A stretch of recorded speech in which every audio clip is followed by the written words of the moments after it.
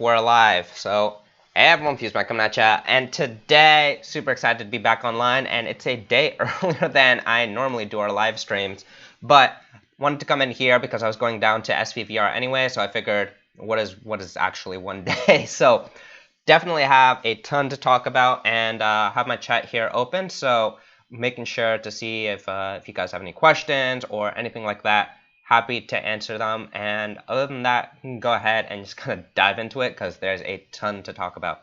Trying to keep these to around like 15 to 20 minutes, so not a horribly long stream by any means, so just kind of have a brief window, and if you have comments or anything like that, go ahead and put them in after the stream is done. So starting out as always, here's just a kind of wide overview of what we're up to.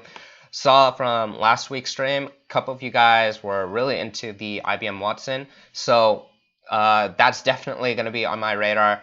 Obviously, there are a few other things that I actually need to get through, but needless to say, it's something that I really want to actually do and explore because I've seen it for a super long time.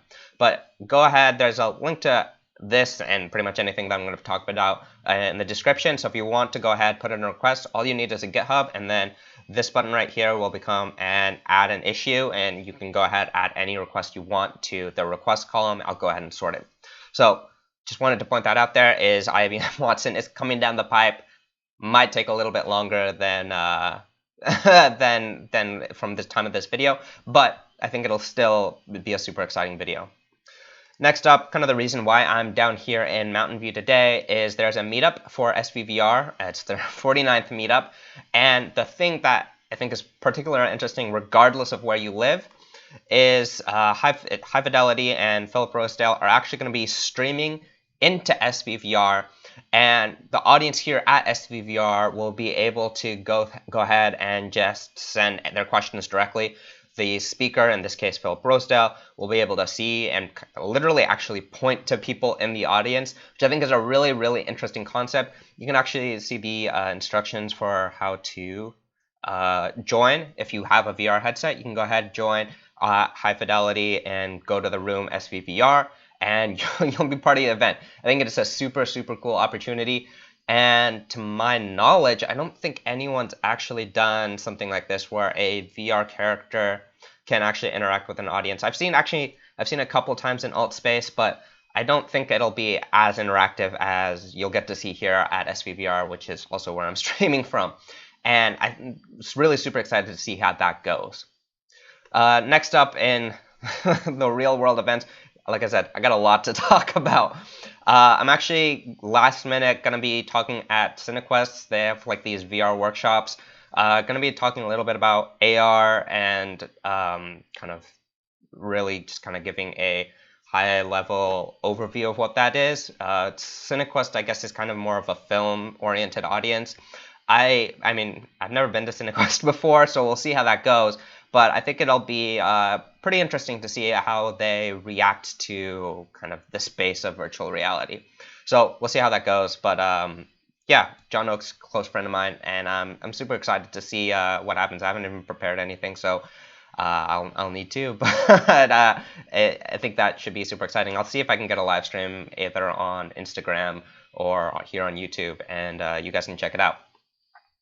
So that's that. And then big piece of dev news, which I'm super excited about, is in Unity 2018.1, the beta, they're adding a new shader interface. So if you've used Blueprints in Unreal, this is pretty close to it.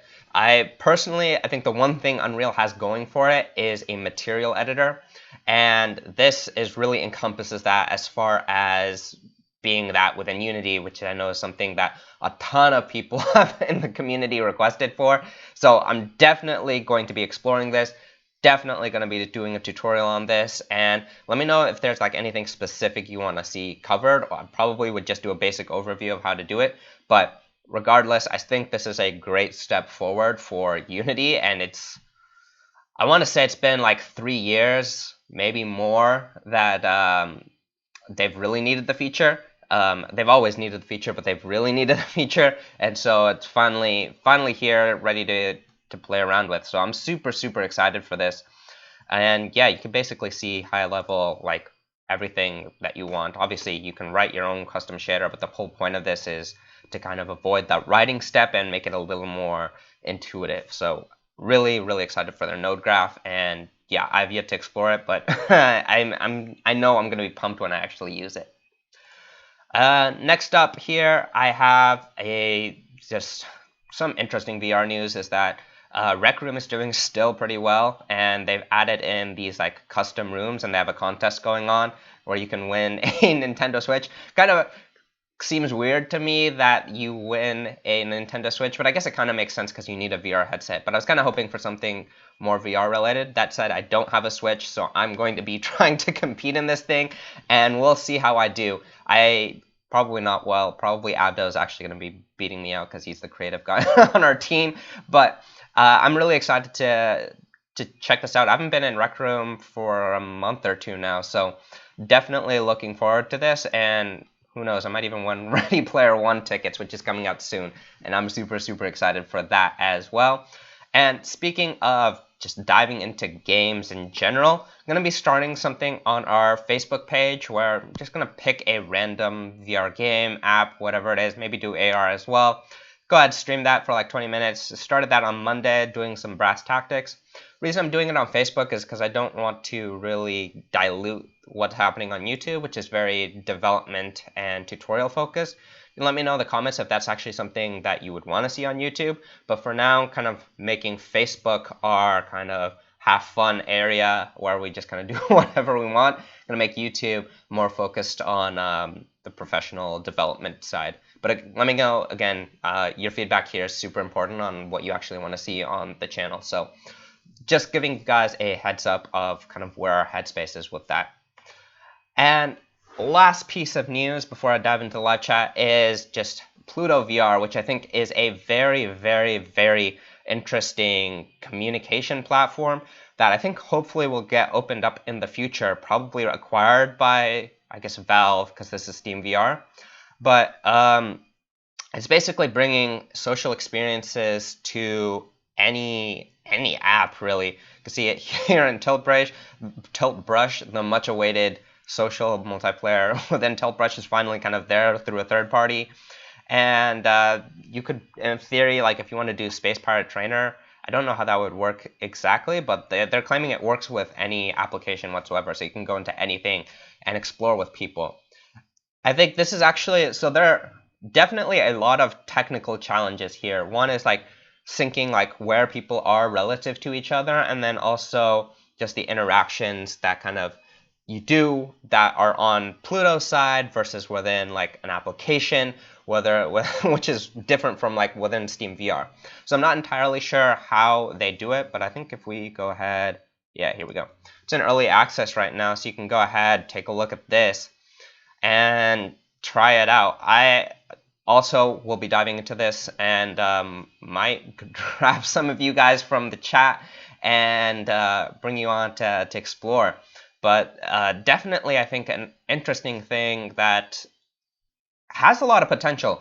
It's kind of almost weird because Oculus has their own kind of platform, their social VR that works both with the Gear VR and it works also with the Rift and probably with Santa Cruz and whatever else they push out. And then you have the Vive, which of course you can use Revive and get into those, but you don't really have like a kind of social component. There have kind of been a couple attempts at that, but nothing I think that's like super profound other than like hopping onto Steam, seeing that your friends are online. So this kind of, to me, seems to be that step towards providing that social interface within Vive. We'll see how that actually plays out, but I do think it's something to keep your eye on who knows, they might get acquired or acqui-hired, whatever you want to call it. And that will add that level of communication that I think, even at the hub level, I don't even know, I guess it's kind of the Steam VR lobby area, if you want to call it that. I think that could really use that type of interaction. So looking forward to seeing how that plays out. But definitely worth checking out. Just like looking at, like, I mentioned Space Pirate Trainer. Here's like the visual for Space Pirate Trainer. I guess it's kind of like the spectating-ish. Obviously, you can really only have one player playing. But I think still super cool that it's really integrated into everything. So that's pretty much all I wanted to talk about today. I know that was kind of a whirlwind of things. Let me dive into the chat. So what's up, Snail Mail Games? How's it going, Bokar? And Jawa says 2018 is the year Unity will be shoring up the typical complaints against its compliance against it feature-wise. Maybe. I think the lighting aspect is probably the one area where I feel Unreal has them a little beat. They might be working on it with Otoy, but I don't think it's going to be 2018. It might be 2019. We'll see how that goes. I don't think it's a big deal, but like feature-wise, yeah, I agree. Unity needs to step up their game. There's actually a lot of cool stuff on their GitHub. Let me pull that up. I've mentioned this a few times, but I really like their GitHub just as far as if you want to see what's coming down the pipe. You've got ML agents, you've got their cache server, you've got the input system, you've got this whatever this is. Okay, and this is their multiplayer AR interface. This post processing. If you really want to see what's coming down the pipe, this is basically it. And I am pretty certain when I say that a majority of this is going to get integrated into the actual Unity interface. Because, I mean, for example, post-processing, which I have up right now, it's on the asset store, which is kind of a weird place for it to be. I'm expecting that to get pulled in eventually into the actual interface. We'll see how that goes. But, yeah, I definitely agree that that's a lot of this moving in is going to be a big deal, a really big deal. I can't. There you go. There's shader graph. A ton of stuff there. Keep going down. What's up, everybody? Oh, Pluto VR. Let me kind of dive into a little bit, but it's kind of this. I felt like Pluto VR kind of went under the radar. It's a really good, I think, communication tool. Definitely going to be playing around with it, and who knows, it might even get open source to some point, or to at least to some extent to kind of plug into SteamVR. That's what I'm hoping for, fingers crossed right here. But a little hard to say. I still think it's a little early on. You can see it's in the alpha mode right now, so alpha mode in the alpha. And so that'll be interesting, that's for sure. Yeah, we have so many tutorials coming down the pipe. It's it's wild. I want to do some more Lens Studio stuff, that's for sure. This is Cardboard AR is what's coming up next. This will slowly move into the done phase. We should have 2 videos coming out, one explaining what it is, because it's kind of, I feel like, something that very few people actually know, and then 2, we have something kind of diving into an example of Horizon. That'll be happening in 3 weeks. Hassan and I are kind of taking turns as far as who does tutorials. So I'm going to do it this week, and he's going to do it 2 weeks from now. So the Cardboard AR tutorial is probably coming up 3 weeks from now. But Hassan, I think, is getting really stoked for the Gear VR. There's reasons for that, which I can't say. But yeah, he's super excited for the Gear VR. And well, you'll have to see, I guess, as far as what happens at F8 and what happens at Oculus Connect. I actually don't know if there's going to be an Oculus Connect, but what happens at F8 I think could be pretty exciting. Maybe. Have you seen the Pimax 8K? I have. Have I? I think I know I've definitely tried the 4K. I'm trying to remember if I tried the 8K. I think I did. If I remember correctly, I thought it was rather heavy.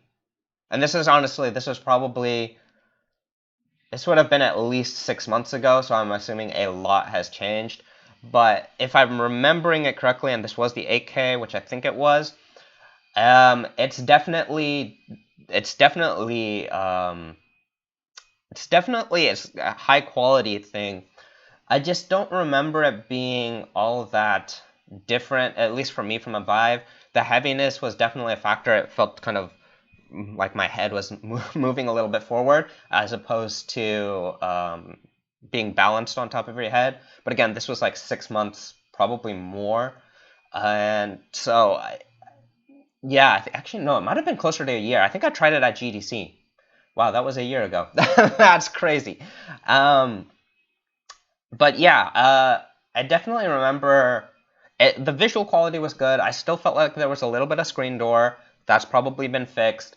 And the weight distribution was way off, but that might also have been fixed. But I think that was vaguely what I remember about the Pimax. I think it's good tech. I think the company behind it is a little weird, my personal opinion. But we'll see how that plays out. I don't actually know what the date for it to come out is. Yeah, I did see ARCore 1.0. Actually, you can check our Instagram. If you go there, we have a story kind of explaining my thoughts on that. Can I see that on here? That's the real question. If I go to, you can't see stories here, but if you go to our Instagram, then I have a story there just kind of dubbing up my thoughts. I definitely think that ARCore 1.0 is interesting and puts Apple in a very, very, very, very weird spot. Mainly because ARCore supports more devices, more common devices, and I think they're going to eat up a lot of the market share. I think they set the bar at the right amount. I usually, when I compare Android, I compare Galaxies to iPhones. Setting the bar at the S7, it wasn't bad at all, and I think they've opened the door to a lot more flexibility. So we'll see how that goes. I think there's obviously, like, Apple has the vertical plane detection and things like that I think will come down the pipe. Honestly, I was expecting ARCore 1.0 to come out at Google I/O, which didn't happen. And, well, I mean, I don't know why it didn't happen, if I'm being perfectly honest. So I think there's something bigger they have planned for I/O in May, and we'll have to see what that is. Yeah, like I said, this was about a year ago, so I'm pretty sure a lot has changed. How many are on our team, and what's the future plans for FusedVR? That's a good question, actually. So, total on our team, and I don't see Abdo here, but so we have a total of 3. Myself, Abdo, who is located in Montreal at the moment, and Hassan, who is currently contracting at Facebook. Wink, wink. Why he might know a little bit, but he doesn't know that much, but he knows some stuff that might be coming down the pipe. And yeah, so that's our team. Abd's a great artist. Hassan's a great dev, and small, but we have a lot of fun together. It's just a blast to be part of the community and helping out as fast as you can. But I mean, obviously, being small, we can only move so fast. As far as future plans, let me just say that we have a lot of big stuff coming down the pipe. There's some stuff I can tell you about, which is like a workshop we're doing with SVVR where I'm at. And then there's some other stuff that I don't want to say, mainly because nothing is certain just yet. But I'll say that I'm super excited if things kind of pan out the way that I want them to pan out. But we know that that never happens. But I still think big stuff, big stuff. That's what I want to believe anyways. Let's see. Last question here that I'll get to is something about, did I miss a question? No. Something about like Hado for cardboard AR tutorials.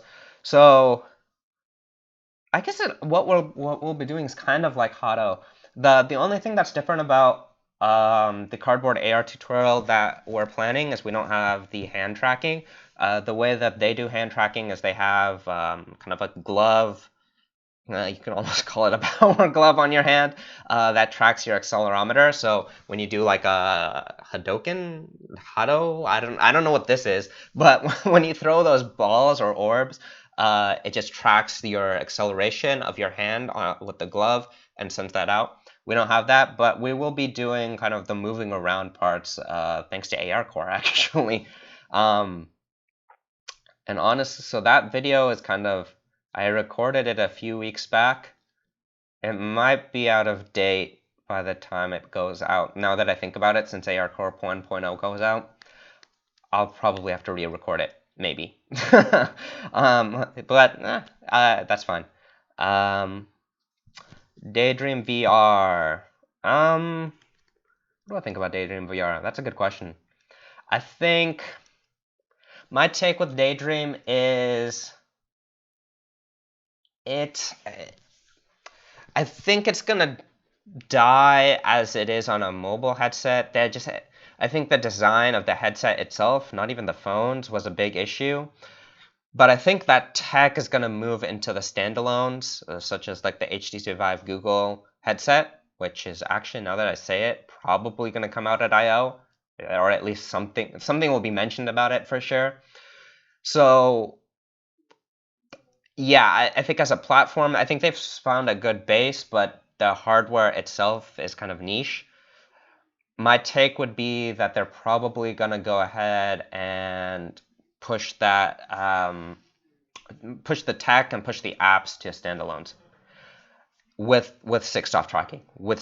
I don't think they can get away with that without 6-off tracking anymore.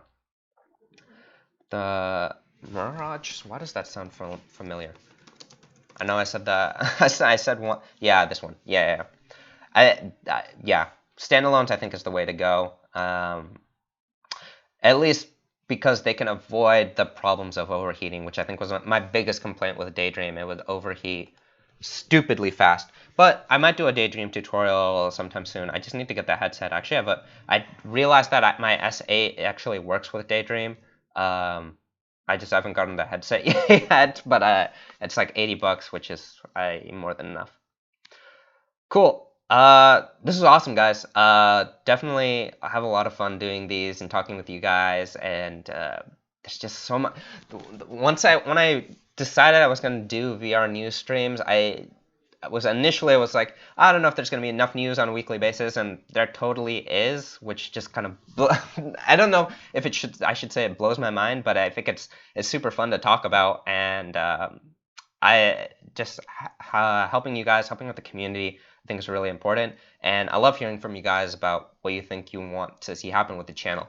I'm speaking not just myself, as the team as a whole. We really enjoy hearing from you guys and talking with you. It's just so much fun for us.